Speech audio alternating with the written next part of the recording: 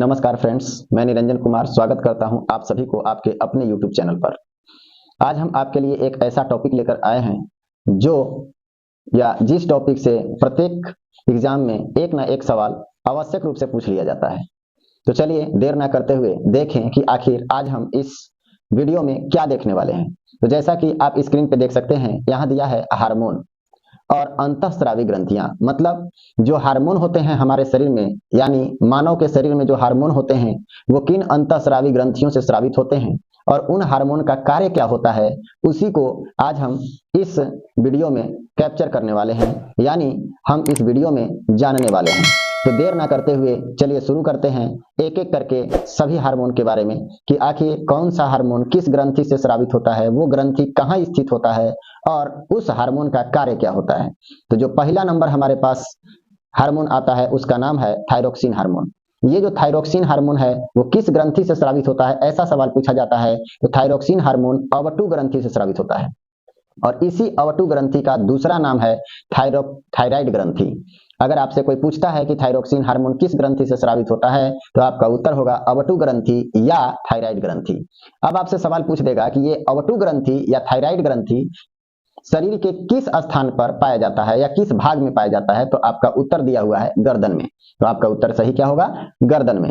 अब बात करते हैं कि आखिर ये थायरोक्सिन हार्मोन जो है वो कार्य क्या करता है, उसका काम क्या है। तो उसका काम है कार्बोहाइड्रेट, प्रोटीन व वसा का उपापचय करना। यानी सवाल आपसे उलट के पूछ दे कि कार्बोहाइड्रेट, प्रोटीन व वसा का उपापचय करने वाला हार्मोन कौन सा है, तो आपका उत्तर होगा थायरोक्सिन हार्मोन।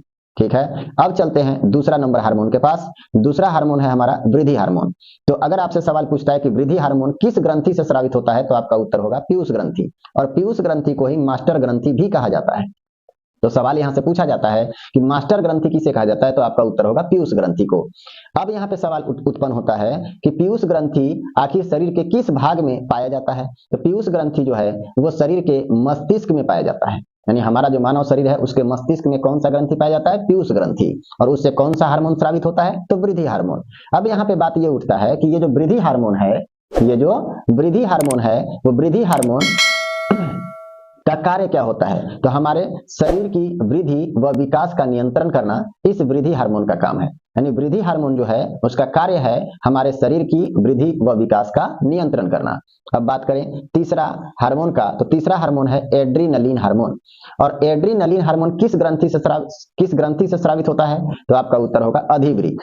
अधिवृक्क को दूसरे नाम से भी जाना जाता है और उसका नाम है एड्रीनल ग्रंथि। यानी एड्रीनलिन हार्मोन किस ग्रंथि से स्रावित होगा, तो अधिवृक्क से, या फिर हम बोल सकते हैं एड्रीनल ग्रंथि से।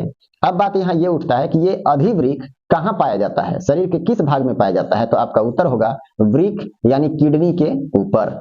वृक्क या किडनी के ऊपर कौन सा ग्रंथि पाया जाता है, तो अधिवृक्क। और अधिवृक्क से कौन सा हार्मोन स्रावित होता है, तो एड्रीनलिन हार्मोन। अब बात ये उठता है कि ये जो एड्रीनलिन हार्मोन है वो काम क्या करता है, तो बीपी यानी ब्लड प्रेशर, हृदय की धड़कन आदि का नियंत्रण आपातकालीन में, मतलब आपातकालीन स्थिति में बीपी यानी ब्लड प्रेशर और हृदय की धड़कन को नियंत्रित करने का कार्य कौन करता है, एड्रीनलिन ग्रंथि, एड्रीनलिन हार्मोन।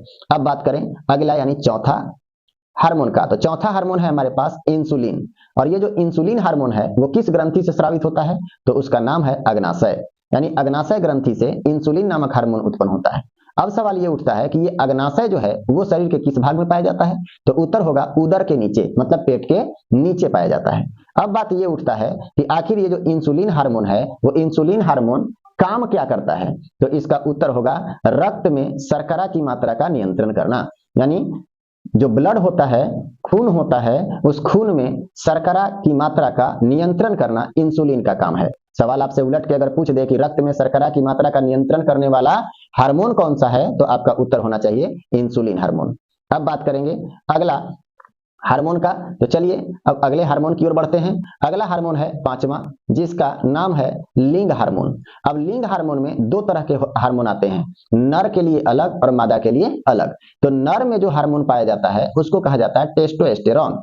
लिंग हार्मोन कितने हो गए? 2, एक नर में और दूसरा मादा में। तो नर में जो होगा उसको कहा जाएगा टेस्टोस्टेरोन और जो मादा में पाया जाएगा उसको कहा जाएगा एस्ट्रोजन। अब दोनों अलग अलग ग्रंथियों से स्रावित होते हैं या अलग अलग अंगों से स्रावित होते हैं।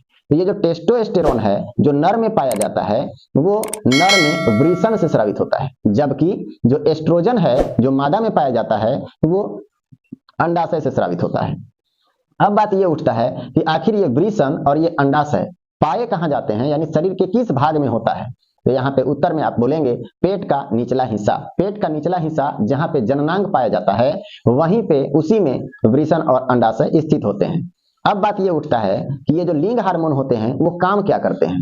तो लिंग हार्मोन जो होता है वो यौनारंभ से संबंधित परिवर्तन या लैंगिक परिपक्वता का काम करते हैं। यानी लैंगिक परिपक्वता किस हार्मोन के द्वारा होता है? तो नर में टेस्टोस्टेरोन हार्मोन के द्वारा और मादा में एस्ट्रोजन नामक हार्मोन के द्वारा। अब बढ़ते हैं छठा एवं अंतिम हार्मोन के पास, जो है मोचक हार्मोन। ये मोचक हार्मोन किस ग्रंथि से स्रावित होता है? तो आपका उत्तर होगा हाइपोथैलेमस। हाइपोथैलेमस ग्रंथि से मोचक हार्मोन स्रावित होता है। अब यहाँ पे सवाल ये उठता है कि ये हाइपोथैलेमस जो ग्रंथि है वो शरीर के किस भाग में पाया जाता है? तो आपका उत्तर होगा मस्तिष्क में।